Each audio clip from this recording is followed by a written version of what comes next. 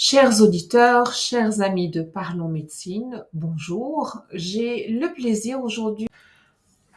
Pourriez-vous expliquer à nos auditeurs ce que ça veut dire en fait la médecine dentaire? Vous parlez d'un cursus de 5 années universitaires, mais avez-vous pris un chemin, une spécialisation plus particulière? Tout à fait. Je parle d'ailleurs, notre service à Saint-Jean, ça s'appelle le service de médecine dentaire, une partie médecine dentaire spécialisée, parce que je trouve qu'on traite une personne dans l'ensemble au niveau de son corps. Comme j'expliquerai un peu plus tard, c'est qu'on regarde l'état général du patient. Un patient qui vient de faire, pour un avis de chirurgie implantaire, il faudrait qu'au niveau de diabétologie, il sera déséquilibré si jamais il est diabétique. D'où il faut voir en termes global. Je prends contact souvent avec les médecins généralistes et mes patients. Moi, personnellement, j'ai fait 4 ans d'études en France à l'Université de Lille, études d'orthopédie dentofaciale et orthodontie. J'ai fait 2 ans à l'Université libre de Bruxelles dans le domaine de l'implantologie, réhabilitation par implant pour les personnes qui sont édentées partielles ou totales. Donc vous avez et l'orthodontie et la spécialisation de l'implantologie. Tout à fait. Monsieur Kamakchan, quelle qualité faut-il avoir pour faire le métier de dentiste comme vous l'appliquez depuis que vous avez pris cette belle décision d'ouvrir la porte quand il y a de la lumière et que quelqu'un a besoin de vous? Écoutez, il faut faire l'étude de la science dentaire. Anciennement, ça s'appelait comme ça. C'est 5 ans d'études. Il faut également en avoir faire des études secondaires en sciences. Euh, Ça comportait 5 ans. Maintenant, en Belgique, c'est devenu 6 ans. Parce qu'après avoir terminé 5 années, il faut avoir une année de stage pour devenir dentiste généraliste. Revenons au sujet qui nous a permis de nous rencontrer aujourd'hui, c'est-à-dire l'ouverture de cette clinique crânio-faciale. D'où vient l'idée d'ouvrir cette clinique et est-ce qu'il y avait un besoin particulier? C'est la première fois que j'entends parler d'un tel concept global de prise en charge d'un patient. Tout à fait. Écoutez, j'ai eu la chance de rencontrer un collègue qui est devenu un ami, Dr Marachi. Dr Marachi est un dentiste. Lui, il a fait un doctorat en sciences dentaires, c'est-à-dire un PhD, et dans 4 ans, avec des différentes recherches sur le gnatologie. Gnatologie, en termes simples, c'est l'occlusion de patients. Le patient mort, souvent, ça arrive des patients qui ont des problèmes au niveau de mâchoire. Douleur qui peut monter au niveau de crâne, le dos, je dirais l'ensemble du corps. Alors, j'ai eu la chance d'assister à la défense de mémoire de ce collègue-là il y a plus de 26 ans. Il y avait beaucoup de neurologues à la séance de défense de mémoire de son PhD. Et depuis des années, je travaille avec lui. D'ailleurs, beaucoup de dentistes belges le connaissent très bien. Et lui, justement, il traitait les patients dans sa globalité. À l'époque, il y avait un grand miroir. Le patient se mettait devant le miroir pour voir si sa position, sa posture était correcte et symétrique ou pas. Et comme ça, qu'en discutant, vu que nous avons la chance d'ouvrir à la clinique Saint-Jean sur le site Méridien tout un ensemble d'appareillages digital qu'on appelle flux digital, alors il a accepté mon invitation de rapatrier toute sa clinique chez nous à la clinique Saint-Jean. Et la clinique crânio-faciale, c'est une conception, c'est un nom que lui, il a créé depuis des années. Mais maintenant, on met vraiment, je dirais, en œuvre pour pouvoir être au service de différentes spécialités dans ce domaine, pour pouvoir partager cet outil digital avec les collègues. Alors donc, le concept de clinique crânio-faciale existait déjà, il est rapatrié avec le savoir-faire d'un de vos confrères, mais à qui les soins s'adressent-ils? Faut-il avoir un conseil d'un dentiste particulier, suivre un parcours particulier, avoir une pathologie particulière pour pouvoir venir à Saint-Jean dans cette clinique? Je pense que ça concerne beaucoup de patientes qui ont des douleurs et des pathologies hors sphère buccale. Les patients qui ont des problèmes de genoux, les patients qui ont des problèmes de dos, le problème cervical, mais qui peut avoir d'origine dentaire. Ou l'inverse, des patients qui ont des problèmes dans tout ce que je viens de vous dire, mais il manifeste au niveau buccal. Nous, c'est vraiment vice-versa. Il faut pouvoir analyser ça. Nous avons beaucoup de collègues médecins généralistes, orthopédistes, médecine physique, chiropracteurs, qui envoient des patients euh, pour pouvoir trouver l'origine et trouver d'abord le diagnostic et voir comment traiter. Et en fonction de ça aussi, il y a beaucoup de patients que nous les enverrons pour pouvoir traiter dans l'autre sens. Ce qui veut dire, si je comprends bien, un confrère dans une autre spécialité se pose une question, il veut une analyse holistique de la posture du patient et des conséquences mécaniques sur le bien-être du patient. Il vient à la clinique Patient. crâno-faciale qui vient d'être inaugurée et là, il y a une analyse complète de ce patient qui permettra de faire un meilleur choix thérapeutique. Tout à fait. N'oubliez pas que dans tout ça, la clinique n'existait pas dans la forme actuelle. Ça veut dire pour pouvoir mesurer différents paramètres de patients, mais sous forme dynamique, 4D. Jusqu'à maintenant, les examens, c'était en statique. Mais tandis qu'ici, les examens que nous faisons, notre clinique sur le site Méridienne est dotée d'une machine qu'on appelle CBCT. C'est une sorte de tomographie dentaire au niveau buccal qui est extrêmement précise. Ça peut descendre jusqu'à 75 microns pour l'épaisseur de coupe et très low dose. Parce qu'il faut quand même voir ce côté de protection de patient aussi. Et que ces images prises peuvent être adaptées avec une autre machine qui prend l'empreinte digitale de la bouche. Il y a une troisième machine qui mesure la façon dont vous mordez, on appelle l'occlusion dans le langage scientifique, ça veut dire la manière qu'on morde, mais de manière aussi cinématique. Tandis que jusqu'à maintenant, c'était une feuille de cire qu'on mettait dans la bouche, patient mordait, mais on n'avait pas de position de condyle. Si on a une asymétrie, on ne pouvait pas la trouver. Et qu'avec la dernière machine qu'on a à notre disposition, on peut mesurer les cinématiques du patient au niveau de colonne vertébrale, au niveau de ses, ses- ses pieds et surtout au niveau cervical, avec des capteurs qu'on peut mettre sur le front et sur je dirais, colonne de patient au niveau de la nuque. Et que le patient il fait des mouvements et l'appareil enregistre tout ça sans irradiation. C'est avec la lumière. Et toutes ces informations digitales sont fusionnées tous ensemble pour pouvoir vraiment analyser dans tous les sens d'espace et dans toutes les différentes parties du corps. Et que notre idée, c'est que les confrères externes pourront avoir immédiatement accès à ces examens par une plateforme sécurisée que le patient donne son accord pour remettre, je dirais, à disposition de ses traitants pour que parfois même en live, patients peuvent être en temps direct voir l'examen et discuter avec nos confrères dans le service. Tout ça dans le bien-être de patient. De manière que dans un temps record, on puisse arriver à un diagnostic commun. Une fois le diagnostic est fait, bon, le traitement, ça sera beaucoup plus facile quand le diagnostic, tout le monde est d'accord dessus. J'ai découvert en préparant cette émission que vous avez fait le choix d'introduire de nouvelles technologies. Vous dites que l'objectif, c'est d'améliorer. Moi, j'ai envie de dire que vous êtes en train de révolutionner l'offre générale de soins. Pourriez-vous nous expliquer ce que, par exemple, la caméra d'empreinte digitale va changer dans l'expérience du patient? Est-ce que c'est la fin de ce moment que nous redoutons tous, où le dentiste nous demande de mordre sur un support qui contient une pâte tellement peu appétissante? Voilà, c'est quasi le cas. Je dirais dans peut-être 95%.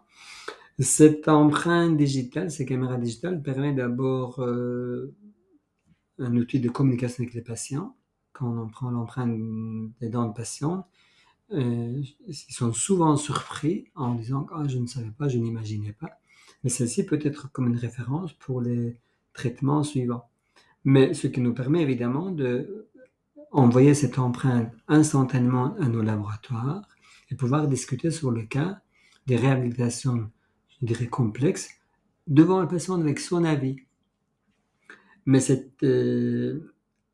Cette empreinte optique permet aussi certains patients qui ont des réflexes nauséeux ou certains enfants qui ont des difficultés de collaboration pour ça, pouvoir faire de manière très facile et dans un laps de temps extrêmement court. En 2-3 minutes, on peut déjà très bien faire ça et enregistrer son occlusion.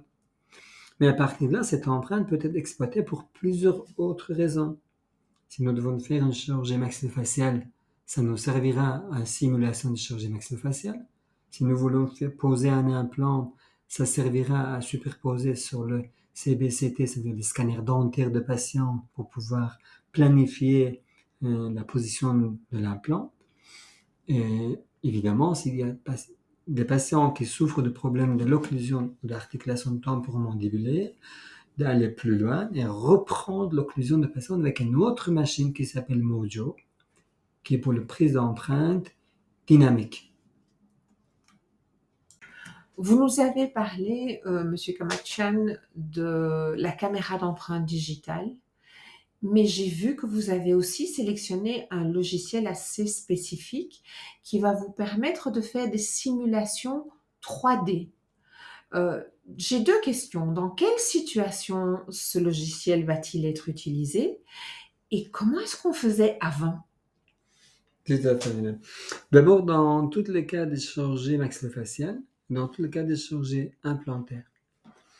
Avant, on faisait, je dirais, par imagination, parce qu'on avait des images en 2D, on prévoyait plus ou moins dans notre tête que ça marchait bien, mais jamais avec la précision qu'on a maintenant, parce qu'on est à la précision de 1 ou 2 degrés au niveau de l'axe de l'implant.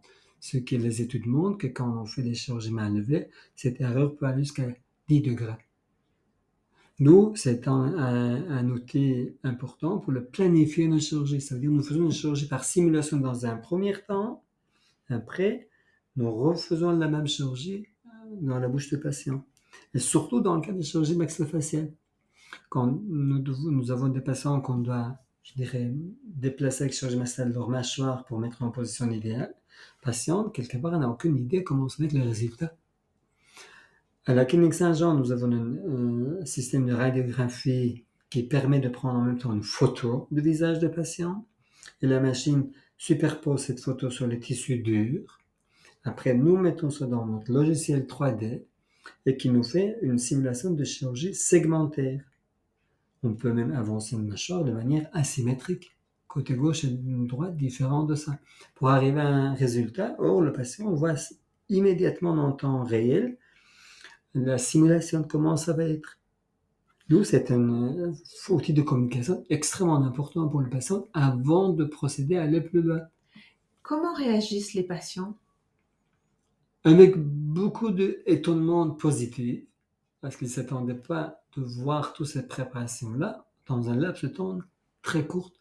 En 45 minutes de temps, le patient a fait toute série d'examens, je dirais, numériques, pour arriver à ce diagnostic. Après, le patient a le temps de réfléchir, revenir reposer une seconde fois question avant de pouvoir aller à l'étape suivante, qui est la chirurgie proprement dite. Vous mentionnez aussi des appareils de chirurgie implantaire guidés par navigation. Vous venez d'un tout petit peu mentionner déjà le geste chirurgical, mais pourriez-vous nous expliquer de quoi s'agit-il? Et j'ai plusieurs questions.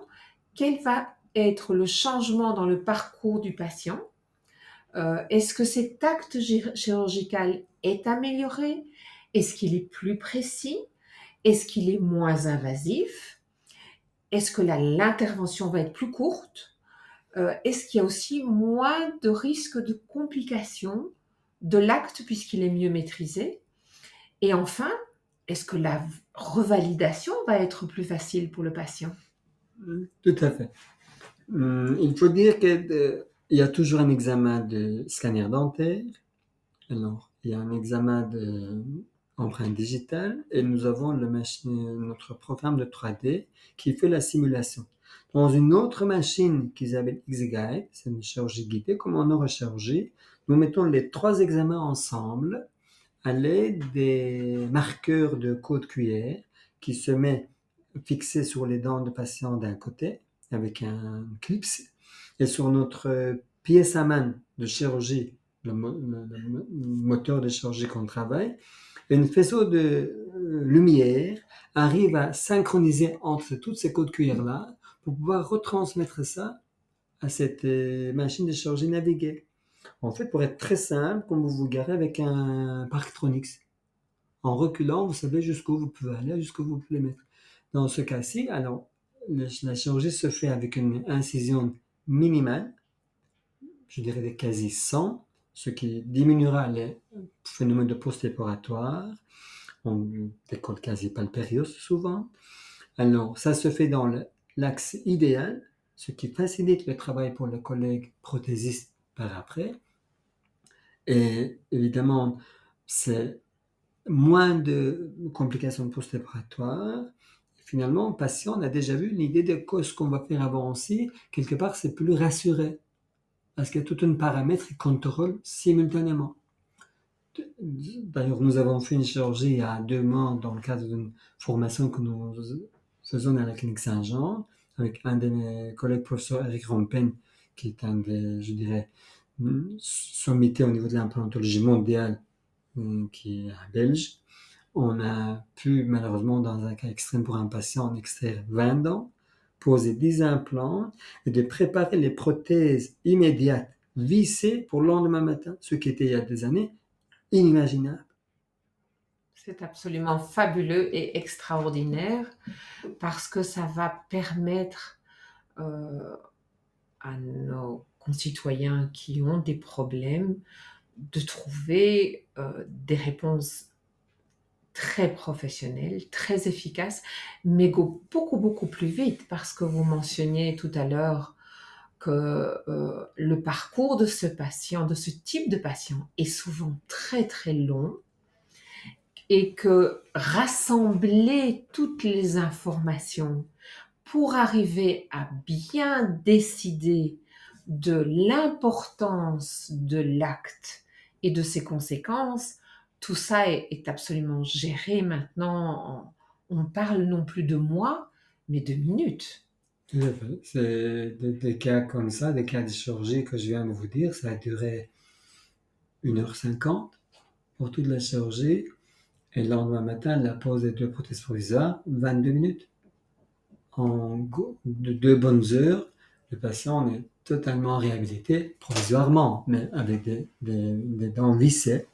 Or, 6 mois plus tard, son dentiste référent continuera de son côté dans son cabinet pour pouvoir réhabiliter de manière définitive. Pourriez-vous un tout petit peu nous éclairer et nous parler du type de pathologie? Est-ce qu'il y a un protocole bien défini, ce type de pathologie, ça marche chez vous? Ou est-ce que ces nouvelles technologies sont réservées à un profil patient bien déterminé?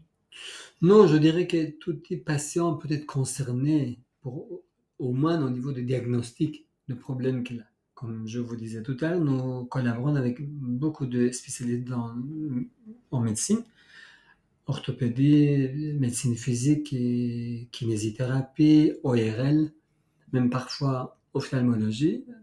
Alors, pour trouver d'où vient l'origine du problème.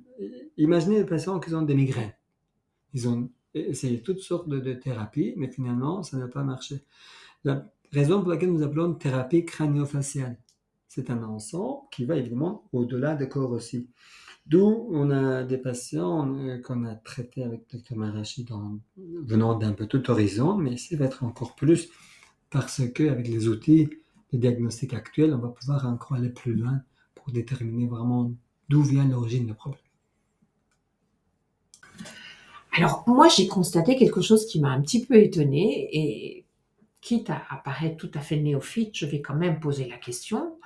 Pourquoi est-ce qu'un système d'analyse posturale sans irradiation a sa place dans une clinique dentaire? Ça, c'est la première question.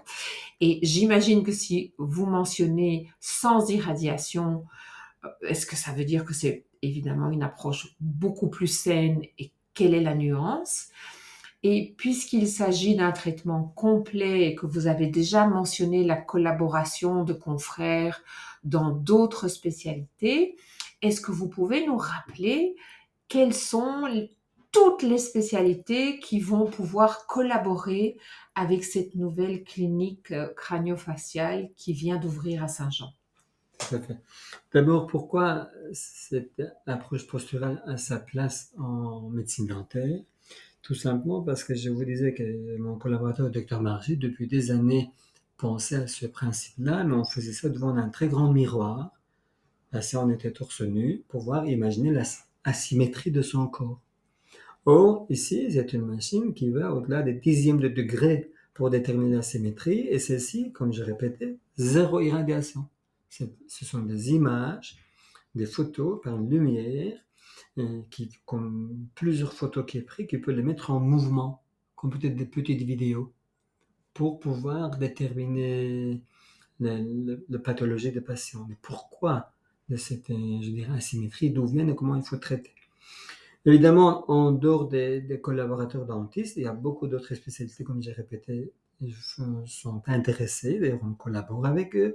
C'est des orthopédistes, ce sont des orthopédistes, des rhumatologues, des collègues de médecine physique, kinésithérapeutes, chiropracteurs, et les collègues ORL, quand vous avez un problème d'acouphène. Ce problème d'acouphène, parfois, peut venir d'un problème de l'occlusion, qui n'a rien à voir avec l'oreille. D'ailleurs, nous collaborons avec beaucoup de collègues ORL. Et tout ça ensemble, ça permet aussi qu'on a un dialogue entre nous, d'ailleurs dans notre approche avec notre, je dirais, salle de conférence, je dirais, multidisciplinaire, nous pouvons examiner les patients en collaboration, tout simplement par un moyen de communication Teams et autres, pour voir en temps réel et simultanément l'état d'un patient.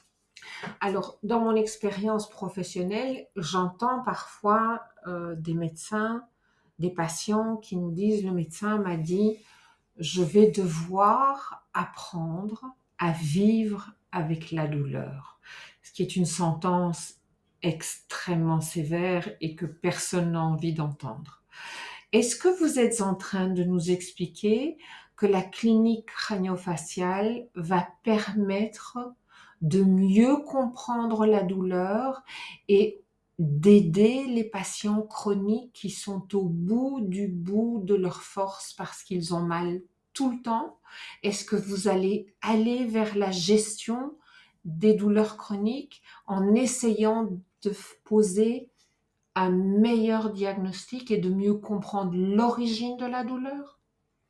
Tout à fait, en tout cas on espère, même si on n'arrive peut-être jamais à 100%, la médecine n'est pas une science exacte, mais on va pouvoir aller dans cette idée-là, tout ce qui est la sphère crânio-faciale, je vous disais le concept de thérapie crânio-faciale, et tout ce qui est problème postural, tout ce qui est problème squelettique. Ça aussi, c'est un point, et parfois, certaines pathologies de douleur articulation tendineuses avec 2 semelles va se résoudre. Or, on n'aurait peut-être jamais pu imaginer ça, parce qu'on n'a jamais pu imaginer que l'origine de l'ours, c'est tout l'autre extrême du corps. On concentrait jusqu'à maintenant chacun, je parle de notre spécialité, je parle de moi-même, chacun sur notre sphère. On n'allait jamais plus loin, on ne pensait même pas.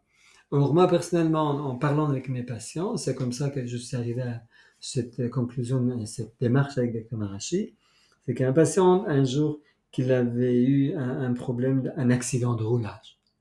Il avait eu des fractures au niveau de ses jambes. D'accord, ça a été opéré, ça a été corrigé, mais il avait toujours gardé depuis un douleur au niveau de l'articulation.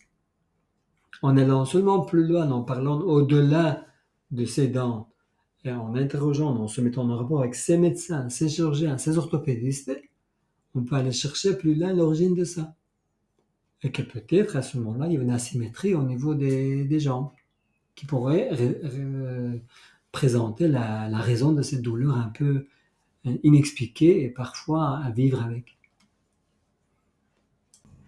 Est-ce que, Monsieur Kamachian, vos nouveaux protocoles vont-ils permettre une médecine plutôt préventive que thérapeutique? Je pense certainement chez les jeunes enfants, parce que nous avons de plus en plus des enfants, une de mes deux spécialités, c'est l'orthodontie. Je rencontre avec les enfants qui ont une posture tout à fait déséquilibrée. Et pour des différentes raisons, je ne vais pas rentrer en détail, les enfants qui respirent mal, parce qu'ils en voient qu'ils sont toujours avec leur tablette. Ils ont une respiration buccale, pas de respiration nasale, d'où moins une bonne ventilation de nez, cerveau, le sang, tout ce qu'on veut. Mais bien sûr, je pense que dans le cas des jeunes enfants, on pourrait les aider. D'ailleurs, un de nos buts, c'est qu'on fait cet examen de postural une fois la bouche fermée, les dents serrées, une fois les dents non serrées. La machine nous montre la différence au niveau de la colonne vertébrale. C'est-à-dire ces genres de pathologie peut être très bien résolu avec je dirais, traitement préventif sans attendre que le jeune à l'âge adulte qui devienne beaucoup plus difficile. Ce que je disais dans les spécialités que moi personnellement j'ai fait, on appelle orthopédie dentofaciale et orthodontie. Ça veut dire que nous pouvons agir sur l'os dès très jeune âge avec des simples appareils, des activateurs ou même des semelles ou même des petits appareils qui permettent à un enfant qui a tendance à être prognate de le corriger et éventuellement en collaborant toujours avec les ORL. Moi, je collabore régulièrement avec les collègues ORL parce qu'un enfant qui ne respire pas bien, c'est déjà une source de problème au niveau du développement de mâchoire. Un enfant qui a l'interposition linguale en phonation, en déglutition, ça pose un problème très important au niveau du développement de la mandibule. Parce que le moteur de développement de la mâchoire, mandibule, c'est la langue. On a fait des tests au laboratoire chez les animaux. Quand on coupe le condyle, mâchoire continue à se développer. Mais quand on coupe la langue, mâchoire ne se développe plus. D'où nous avons beaucoup d'enfants avec un changement de mode de vie, avec un problème d'interposition linguale. On a beaucoup besoin de les référer chez les logopèdes. Ça, c'est toute une série de traitements. Déjà, dans mon traitement de orthodontie, je commence très jeune chez les enfants, vers l'âge de 6-7 ans, où c'est les premières dents définitives qui poussent au niveau des incisives, au niveau des molaires. Je dis toujours à mes jeunes patients, c'est comme quand vous faites une maison, il faut le mur porteur. Si les murs porteurs sont bien, le reste, ça irait bien. Le mur porteur, c'est les dents de 6-7 ans. Il ne faut pas attendre 15 ans avant de savoir qu'un enfant a des bruits quand il mange au niveau de mâchoire, ou un enfant ne mange pas bien, ou un enfant qui bave, ou un enfant qui ne dort pas bien, un enfant qui ronfle la nuit. Toute une série de phénomènes qu'il faut la détecter. Et notre système d'imagerie digitale pourrait aussi apporter une aide supplémentaire dans cette démarche préventive. Alors très naïvement, quand un enfant ronflait la nuit, je pensais que c'est parce qu'il était très fatigué.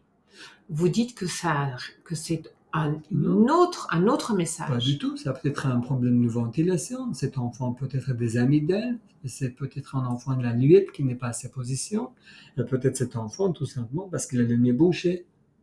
Oui, bien sûr, à ça je pensais aussi, mais je n'imaginais pas l'étendue du message.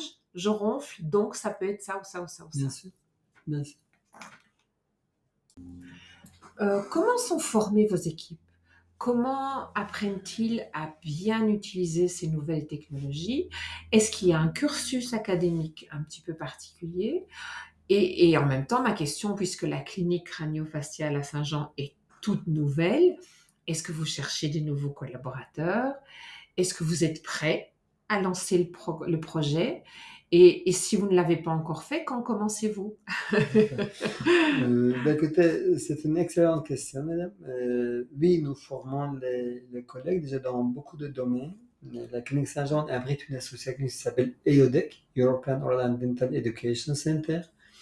Depuis 17 ans, nous faisons une formation continue, plusieurs jours par an. Et dans le domaine digital aussi, depuis déjà 15 ans, 16 ans, on avait fait les premières, je dirais, machines digitales. On continue dans ce sens-là. Nous en avons fait une journée avec 100 dentistes le 17 juin, venant de 4 coins de pays, avec les participants comme orateurs d'étrangers, pour pouvoir partager et former. Ça, c'est des formations globales. À côté de ça, nous avons des projets de formation personnalisés pour des collègues qui veulent se lancer, mais nous travaillons toujours main dans le main avec les collègues externes. Je pense que le but, c'est ça, que nous devons partager nos expériences pour le bien-être des patients. Ça doit rester le mot d'ordre. Chacun, nous devons sortir de nos zones de confort pour pouvoir aller chercher, je dirais, partout, pour pouvoir donner les meilleurs, outils de diagnostic pour les patients. Oui, nous cherchons des collaborateurs. D'ailleurs, nous ouvrons la porte pour toutes les des spécialités que je viens de vous dire aussi, en dehors de la clinique Saint-Jean aussi, d'autres médecins généralistes, orthopédistes, kinésithérapeutes et autres. Mais la porte est ouverte, oui. Nous collaborons avec des ostéopathes et des maxillophysiciens aussi, en collaboration avec notre service ostéopathie et kinésithérapie interne de la clinique Saint-Jean. Et vous commencez quand? La grande À aventure? partir de 15 août. En fait, tout est déjà prêt. À partir de 15 août, avec les congés d'été et tout Oui, ça, oui. à partir de 15 août, docteur Marachi a ses premières consultations dans nos nouveaux locaux. Une petite question parenthèse. Combien de temps il a fallu pour réfléchir, créer le cahier de charges, choisir la technologie, trouver les partenaires? C'est un projet qui s'ouvre le 15 août, mais ça a commencé dans votre tête quand? Tout à fait. Ça a commencé bien avant le Covid. Nous avons été voir avec docteur Marachi plusieurs endroits, notamment on a un collaborateur très brillant à Paris, en France, docteur Zarimpour, que lui, il utilisait ce système-là, je dirais, dans son équipe là-bas. Et que d'ailleurs il nous a rejoint, il fait partie de notre équipe maintenant. Mais avec le Covid, tout était un peu postposé. Alors nous avons ouvert la toute petite partie de phase 1 de notre nouveau service de médecine dentaire spécialisé à la Méridiane, la clinique Saint-Jean, en 2020. Mais les travaux ont commencé proprement dit depuis 3-4 ans, avec vraiment l'aide de tous les entrepreneurs et toute la partie IT et autres de la clinique. Nous avons pu réaliser physiquement au bout de 3 mois. Puis-je me permettre de vous demander comment se porte la santé bucco-dentaire de nos concitoyens? Les récentes études commandées par les mutualités et faites par les associations des universités de 2018 à 2022 montrent que, malheureusement, je dirais, un petit 60%, 59% de nos citoyens se rendent au moins une fois par an chez les dentistes. Comment expliquer cette faible consultation? Moi, je trouve que l'origine vient au niveau de l'éducation, au niveau de l'habitude qu'on a dans la famille où on habitue nos enfants. Et la deuxième, peut-être pour certaines personnes, peut être de manière un obstacle financier, en sachant que normalement en Belgique, l'INAMI rembourse assez bien les soins préventifs. Chez les médecins et dentistes conventionnés, sont quasi remboursés à 100%. Il n'y a vraiment pas de raison qu'on ne va pas chez le dentiste par peur d'avoir des factures impayables. Tout, c'est tout à fait logique de pouvoir aller au moins une fois par an chez le dentiste, c'est pour contrôler. Parce que le problème, c'est que dans notre domaine, plus on attend, plus les soins vont être onéreux et plus difficile de récupérer certains soins. Tandis que plus vite on y va, il y a moyen de traiter ça beaucoup plus facilement et de manière beaucoup moins onéreuse. Donc, il faudrait absolument que les enfants aient leur contrôle annuel. C'est Tout ça à que vous fait, dites? tout à fait. Pour moi, ça doit être une obligation. Nous avons certaines écoles qui font des dépistages de l'envoi des enfants. Mais je pense que ça doit être beaucoup plus automatique. Et même les collègues pédiatres doivent aussi inciter les parents et les parents eux-mêmes de montrer une fois par an leurs enfants à un dentiste pour vérifier s'il y a un problème ou pas.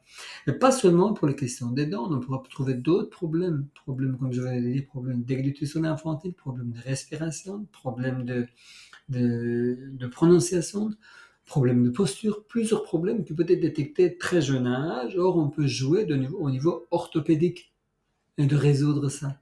Au niveau ORL, résoudre ça avant qu'un enfant dans l'âge adolescent trouve tout simplement qu'il y ait parfois un handicap pour un jeune adolescent quand il interpose la langue en parlant. Monsieur Kamachian, est-ce qu'un patient lambda pourra s'offrir financièrement ces nouveaux services que vous offrez dans la clinique crânio-faciale que vous êtes que vous venez d'installer à Saint-Jean et qui va démarrer le 15 août? Tout à fait.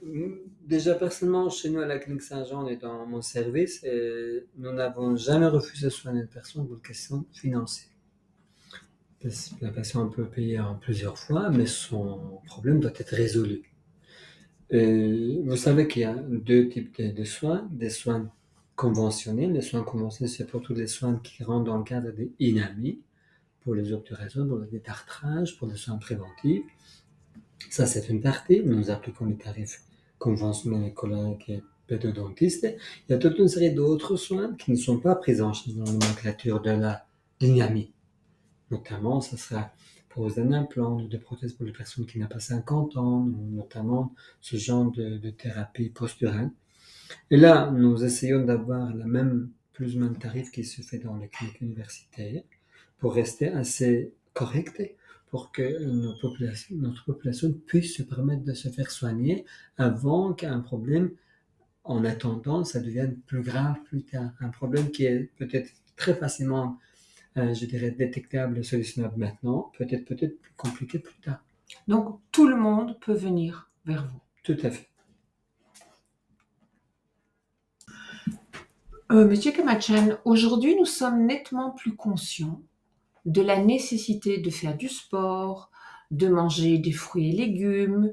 Il y a une communication qui commence tout doucement à toucher notre génération, notre public. Cependant, en dehors de la publicité pour des produits comme une brosse à dents électrique ou un dentifrice particulier, il n'y a pas vraiment un programme pédagogique de communication au niveau national. Qu'est-ce que nous pourrions faire? Est-ce qu'il ne serait pas, par exemple, utile, en milieu scolaire, d'habituer les enfants, après le repas de midi, à se brosser les dents, ou peut-être même de leur apprendre à l'école comment on se brosse les dents? Parce qu'on parle parfois de conséquences d'un brossage trop violent, trop fort.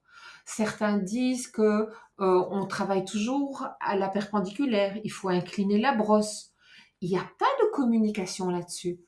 Est-ce que le brossage, si je peux me permettre de réfléchir un peu plus avec vous, est-ce qu'il est à l'origine de beaucoup de soucis que vous devez gérer plus tard à l'âge adulte? Tout à fait, chère madame. Il y a plusieurs points très importants que vous soulignez. D'abord, vous savez que les sphères buccales et toutes les germes et les bactéries qui se trouvent dans les sphères buccales sont à l'origine de beaucoup de pathologies.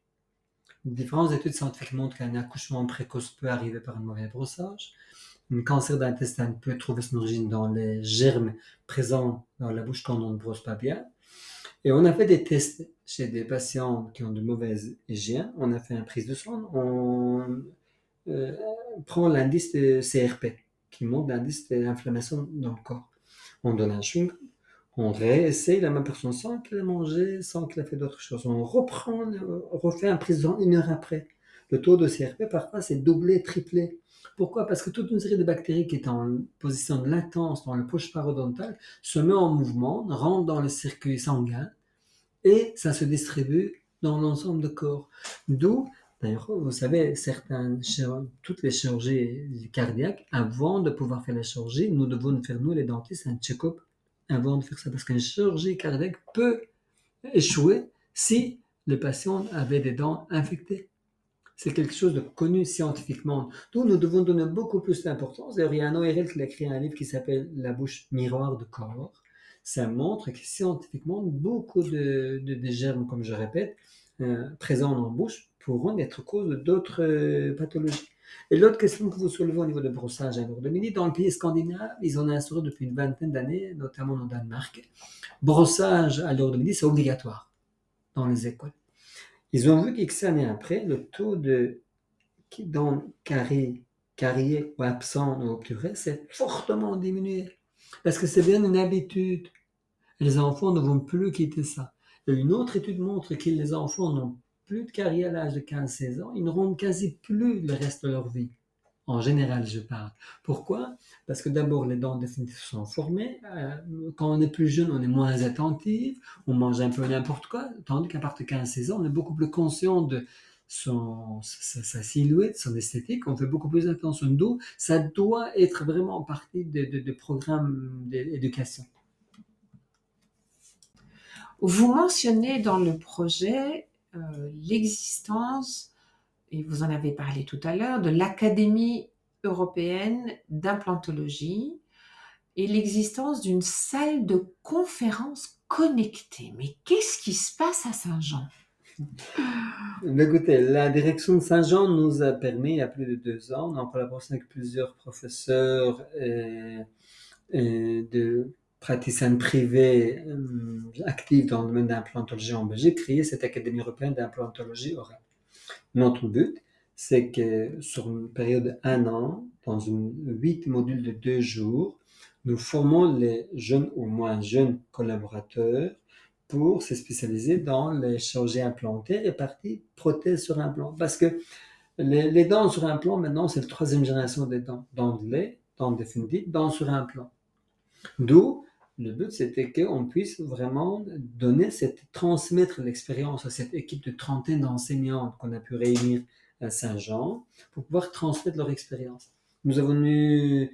On prend 15 dentistes par an et nous venons de terminer la remise de diplôme de 2e année. Nous en avons beaucoup de candidats pour l'année prochaine. Ça, c'est une première chose. Et nos collègues ont accès illimité dans nos consultations, nos interventions de chirurgie. Pouvoir vraiment venir programmer avec tous les flux digitaux que je viens de vous expliquer. Ils s'intéressent à tout ça. Ils peuvent se former comme vous posiez la question tout à l'heure.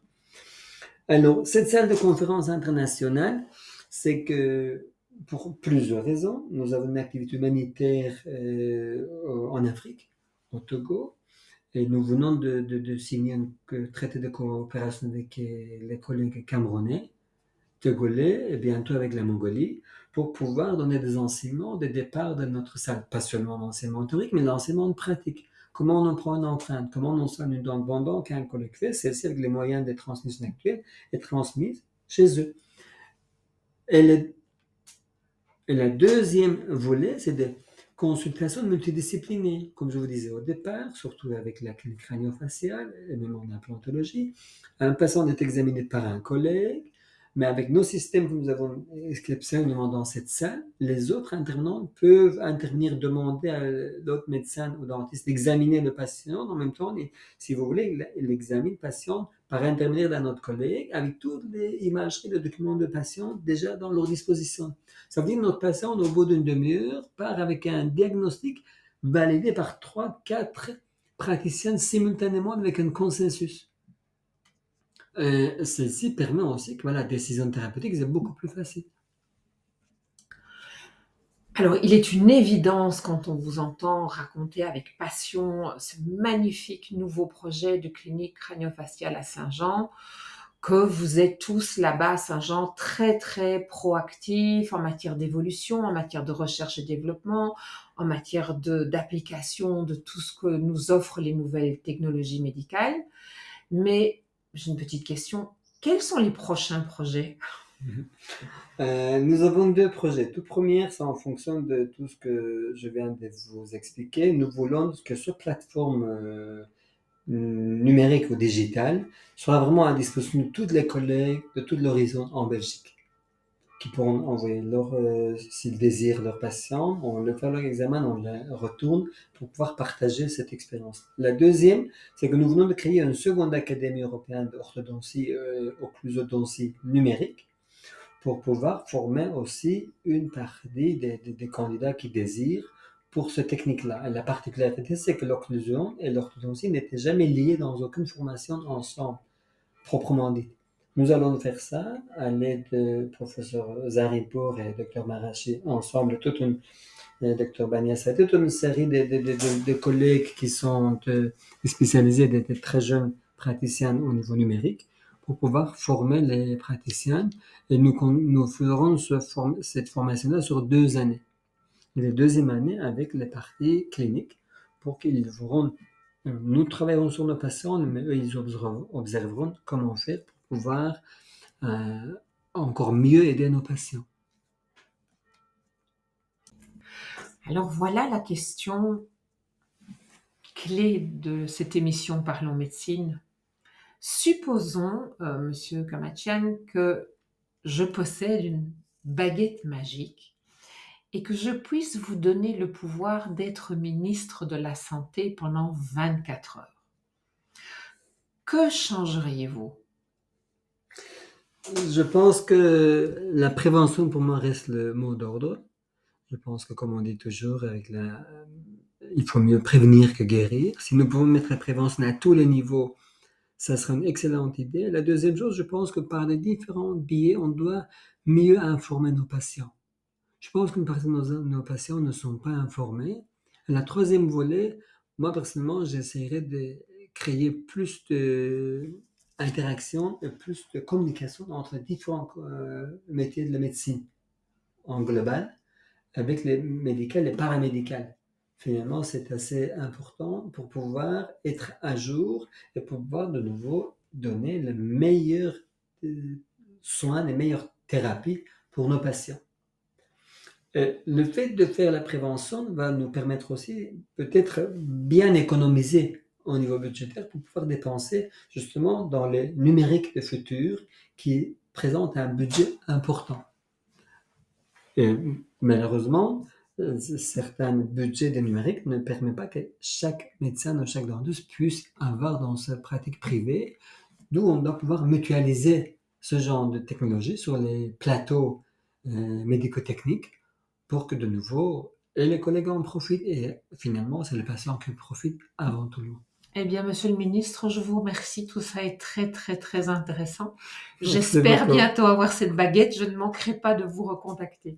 C'est Quelle est la gentil, merci, question, madame. monsieur Kamadjan, que j'ai oublié de vous poser dans ce très, très beau sujet et ce magnifique projet avec vos confrères que vous venez de réaliser? Écoutez, je pense que vous avez posé vraiment des questions très intéressantes. Je pense qu'il n'y a vraiment pas de questions. Moi, je permettrais juste ajouter un mot pour remercier mes collaborateurs, mes assistants, tous, qui nous ont aidés pour réaliser ce projet. Nous sommes une équipe de 81 personnes au sein de la clinique Saint-Jean dans la médecine dentaire et la direction de la clinique et toutes les autres parties techniques qui nous ont aidés pour réaliser ça et justement pouvoir partager avec nos collègues de manière plus simple et plus conviviale. En tout cas, il est évident pour moi qu'il se passe des choses absolument fabuleuses à la clinique Saint-Jean et que vous êtes tous très concernés par le bien-être du patient.